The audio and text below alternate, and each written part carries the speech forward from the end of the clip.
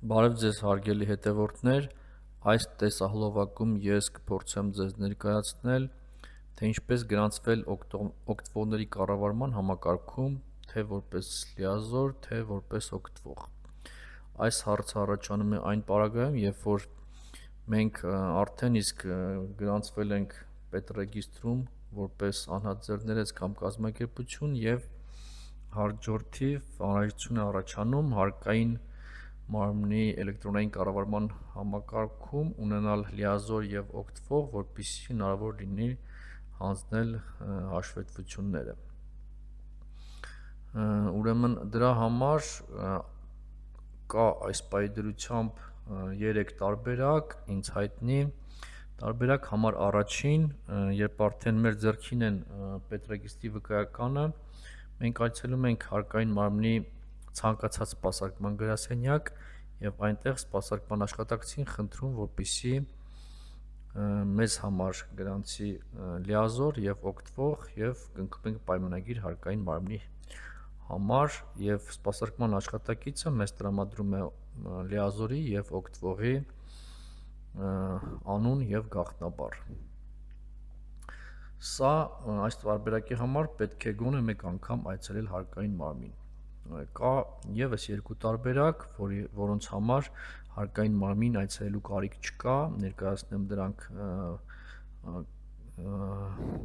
ոչ այնքան մանրամասն, հետագա հոլովակներում նրանցից յուրաքանչյուրին կանրադառնամ ավելի մանրամասն։ Ուրեմն դրանցից առաջինը file online tax service.am կայքում ներկայացնում ենք հայտ,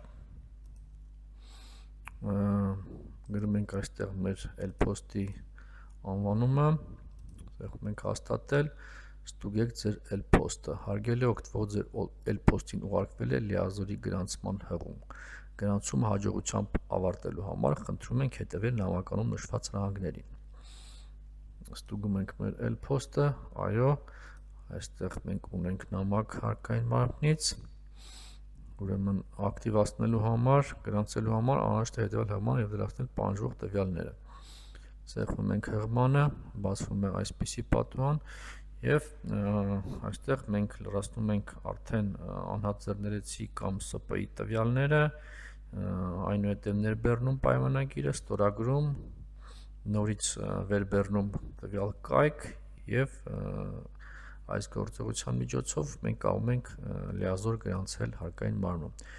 Սրա վերաբերյալ հաջորդիվ կներկայացնեմ մանրամասն տեսահոլովակ։ Տարբերակ համար 2, այս տարբերակը կիրառվում է այն դեպքում, երբ որ օգտվողների կառավարման համակարգում որպես լիազոր գրանցում ենք այն մարդը, ով ունի դրա իրավունքը,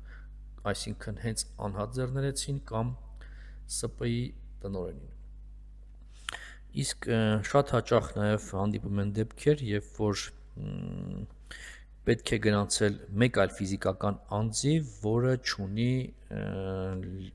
չունի իրավունք որպես լիազոր գրանցվելու։ Այդ դեպքում մենք լրացնում ենք համապատասխան դիմում եւ լիազորագիր։ Դիմումի եւ լիազորագրի ձևը կարող եք գտնել հարկային մարմնի կայքում,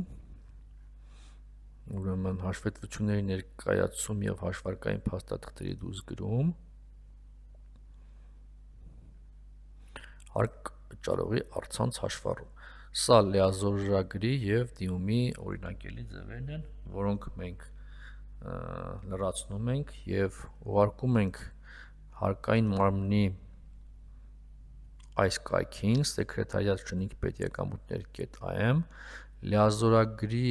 եւ դիմումից բացի նաեւ ուղարկում ենք պետռեգիստրի վկայականը, լիազորողի անձնագիրն ու սոցքարտը եւ լիազորվողի նույնականացման քարտը կամ անձնագիրն ու սոցքարտը։